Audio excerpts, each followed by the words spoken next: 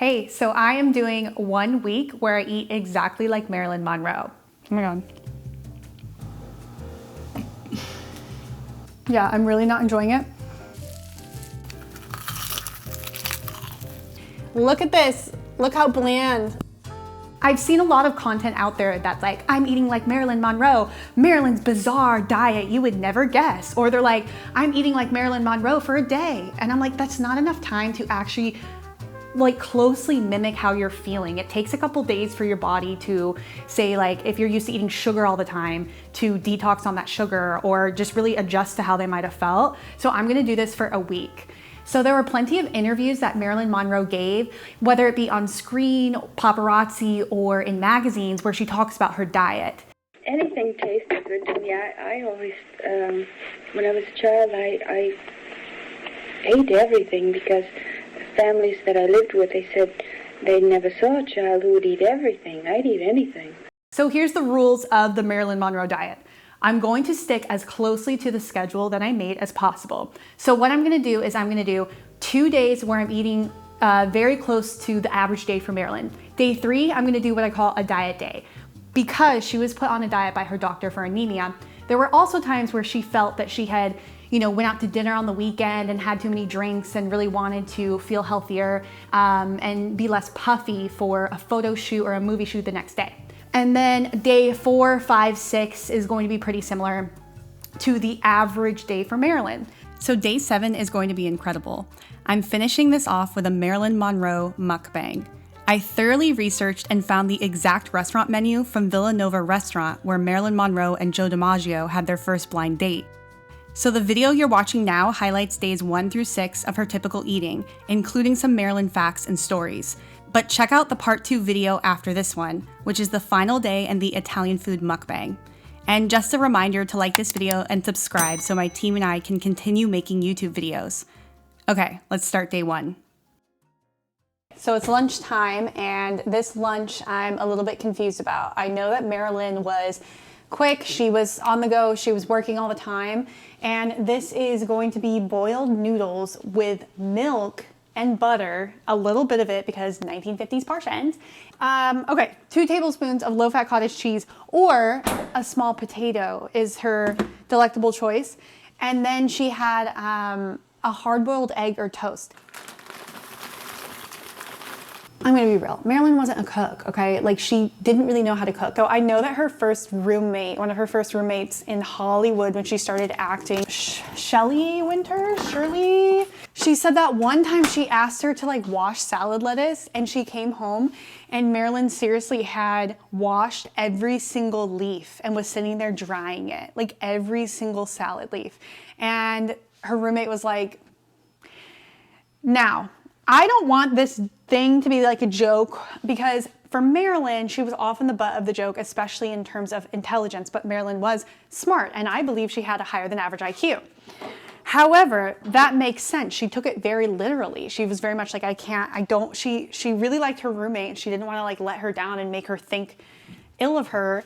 She wanted to impress her roommate, and she was overthinking it and stressing out and probably had anxiety. Oh, hi. So Marilyn would have buttered noodles with a little bit of milk. Now Marilyn was like off and on about fats. She would not eat animal fat on the edge of her steak. She would cut that off. She was very careful about butter. She'd put a tiny bit on her toast. My God, this is nothing. I would literally get skinty if I was actually like Marilyn every day. But then again, she had a plethora of prescriptions, but we won't go there. The serving size is half a cup and it's 90 calories. For this low-fat cottage cheese that is an old brand that she probably had back in the 50s. 2 tablespoons right here, like look at that. Like, this is the Marilyn Monroe lunch. She said it herself. Look at this, look how bland. Look at, there's no color, there's no flavor. I'm excited about, like, I'm not excited, I'm just curious. These freaking milk noodles, here we go. Ew, it's like cereal. I mean, it tastes like nothing, sorry. I would rather eat buttered noodles without the milk because the milk is diluting the butter. I'm getting less flavor. It tastes like nothing. Like, I feel like I'm a 1-year-old not even 1 year old. 1 year old kids will eat whatever you hand to them. I feel like I'm a freaking 3-year-old who needs better parenting, who's like, no, milk noodles. Mom, this tastes like nothing. This is a waste of calories, waste of my life. Okay. Cottage cheese. I've never been a fan of cottage cheese. I don't know. Again, it just tastes like this is immature, but it tastes like snotty sour cream. Not a fan. And eggs are eggs. I boiled it for 9 minutes and then put it in a blanch of an ice bath. Okay. Obviously, I hate this. I think I've already said what I need to say about it, but however, the one thing Marilyn did for this that makes sense is time. For the sense of general health, pretty good, and time, go for it. So I get why she did it, but no. So this is the end of day 2. So the first couple meals were fine. I thought it was very bland, and I was honestly really hungry because I don't know, I don't usually eat a really full meal before bed, but it looks like Marilyn would work a really long day and she would do her modeling, or she would be filming, and then she'd do that all day, and then she'd come home and she'd eat a larger meal. So it's definitely taking me a couple days to adjust. But anyway, so today is my birthday, and I got a tiny glass of champagne, and cake, because that's what Marilyn did. I have tons of photos of Marilyn indulging for her birthday, and actually the final film she ever did, Some Like It Hot. It was very awkward on set, but despite her professional shortcomings, the cast and crew still surprised her with a cake and champagne. On June 1st, the cast throws a birthday party for Marilyn. Her director, George Cukor, helps her celebrate her 36th birthday. It's a happy party, and Marilyn's future looks bright again. But it's an illusion. Yes. Found this blueberry chiffon thing where I live, and yeah. Oh my god. That's really good. Hi.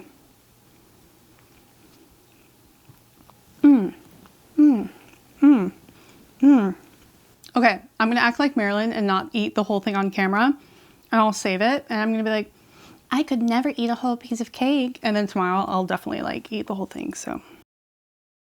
So today is the morning of day 3 for the Marilyn Monroe diet, but I feel like yesterday was way too carb heavy because it was toast in the morning, and then she had a little bit of spaghetti and 1 egg for lunch, and I just felt and Jello, and I felt like that was carbs and sugar. Okay, great, love it, but it was just a super baby boomer version of carbs and sugar, because I was if you're gonna indulge, it could be so much better than this.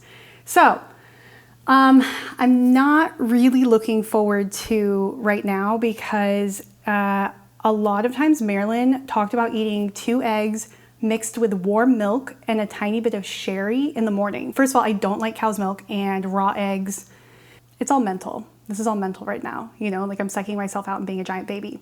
Okay, concerning the eggs and milk, this is something Marilyn talked about all the time.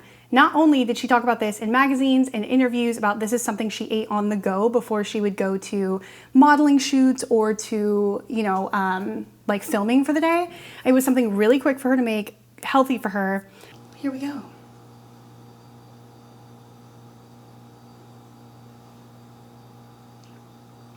Okay. I feel like I'm a freshman in college at a party, and I'm trying to take shots in front of people for the first time in my whole life. Whew. Okay.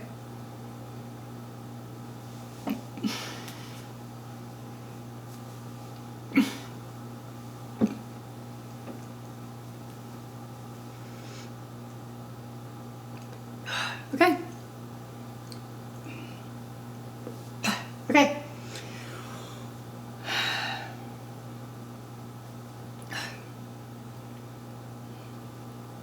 I'm making my mind think about other things. So I don't know if I'm gonna finish the whole thing. Maybe I'll take little sips. Today is diet day. We love it. Oh, ew, oh my God, I keep belching. Okay. Yeah. Okay, see you for lunch. So now it's lunch, and this was her like anemic diet day. And she would put 2 tablespoons of beef liver in tomato juice with lime juice. So that's what I'm doing. So what I have here is Campbell's tomato juice. I just felt like that was so 1950s, 1960s, same brand and everything. I have some calf beef liver soaking in milk right here after defrosting, because I heard that's what you do, and you can see like the blood in the milk and everything. And a lime. Bon appetit, lunch. Let's do it. Oh my God, I'm gonna drain it first.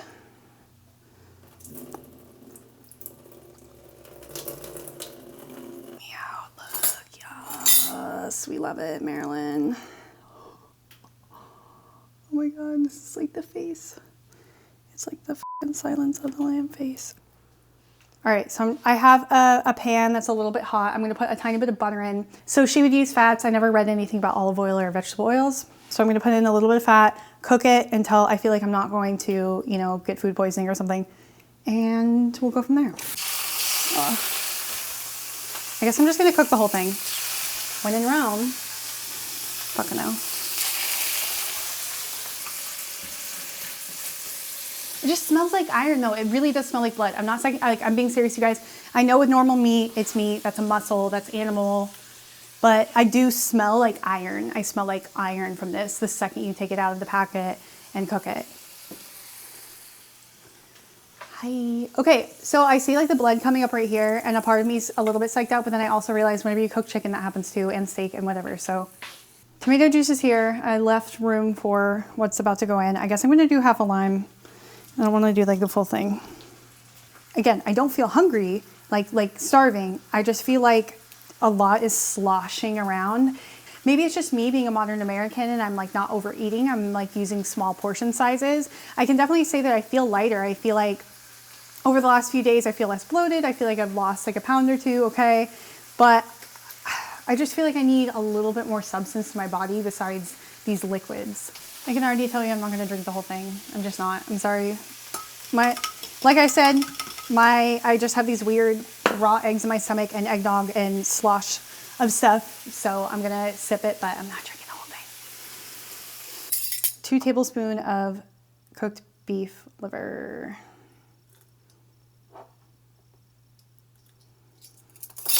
Not that much, it's not that much.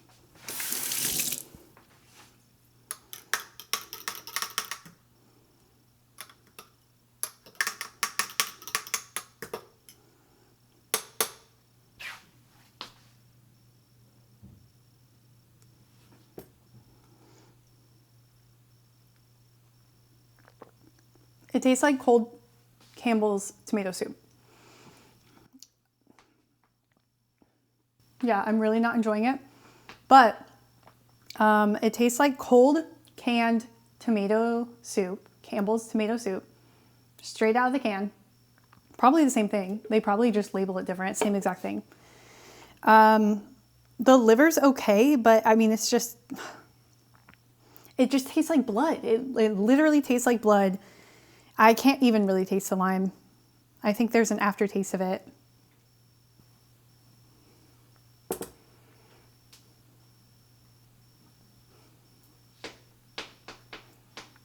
Yeah, this is sick.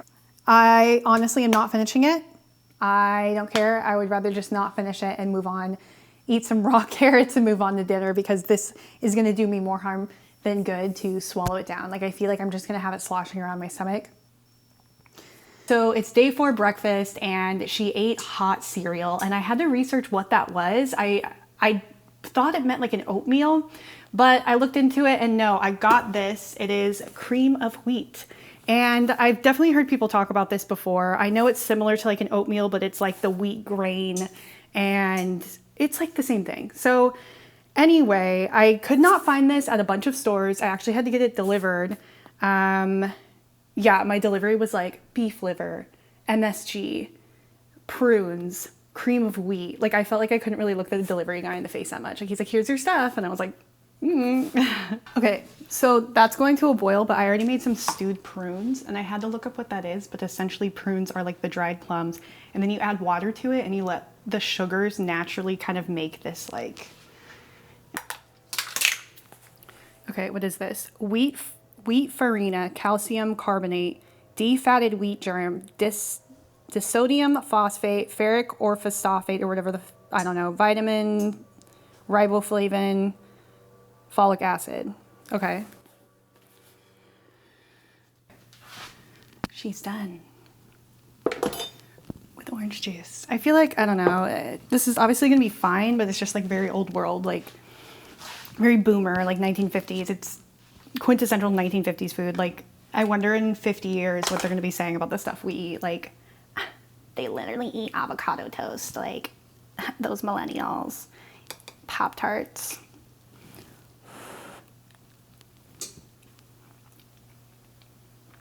Actually, it's kind of good.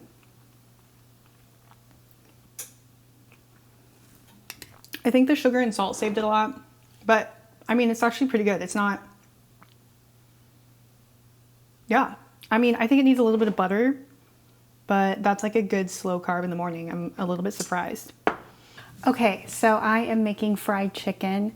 I was originally supposed to make chicken livers for dinner, but I didn't have chicken livers on me. I would have to go to the store to get it. But after making the liver for that tomato juice concoction thing, I don't want to do it anymore. Like, it is me chickening out, but on the other hand, I found a photo of Marilyn eating fried chicken on set for the 1963 film called Niagara. And that was actually Marilyn Monroe's first Technicolor film. It really helped catapult her as a huge symbol as an actress. I mean, she stole the film. So I saw a picture of her on set eating fried chicken, and it was mainly filmed in upstate New York and near the Niagara Falls area. But the picture I found was something I believe to be offset in the LA area. Regardless, Marilyn always said, this wasn't a secret, that she enjoyed things in moderation, which is great. And so I am just making fried chicken. I'm gonna probably have some greens or something on the side. But knowing Marilyn, she probably would not have mukbanged out and had like mac and cheese and biscuits and everything else with it, especially being on set and especially wearing such tight clothing that she always had to wear. So anyway, I'm gonna make fried chicken. Very excited that it's not chicken livers. Okay, so I have chicken here that is cooked sous vide. So sous vide is like a warm, consistent temperature water bath. And then I have oil heating up. It needs to heat up to 400 degrees. I have some flour with paprika, salt, pepper. What else did I put in there? Paprika, salt, pepper. There's something else, I don't remember. And I have buttermilk, so I'm gonna make a dredge. Eating like Marilyn. But yeah. I'm just gonna take a bite now, just for that like crunch moment off camera for people watching, and then like eat in peace.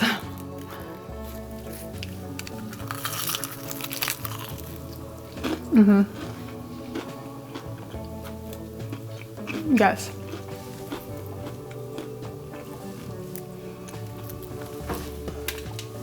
So the last thing before bed, it's like 11:30 here right now.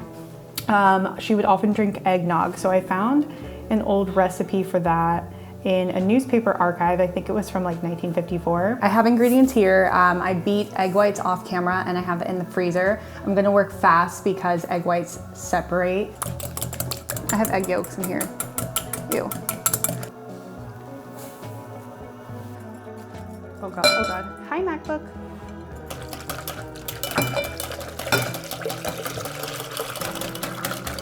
Egg whites are here.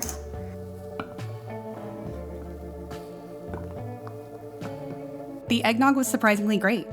Although I planned an entire week's worth of authentic Marilyn meals, I just wanted to show you the highlights and reality of her daily life. If you want more clickbait style vintage inspired content, let me know in the comments below. I spent hours researching this, so if you have questions or want recipes, I have it. If you want to see the final day of this diet, the Marilyn Monroe mukbang, click the link here.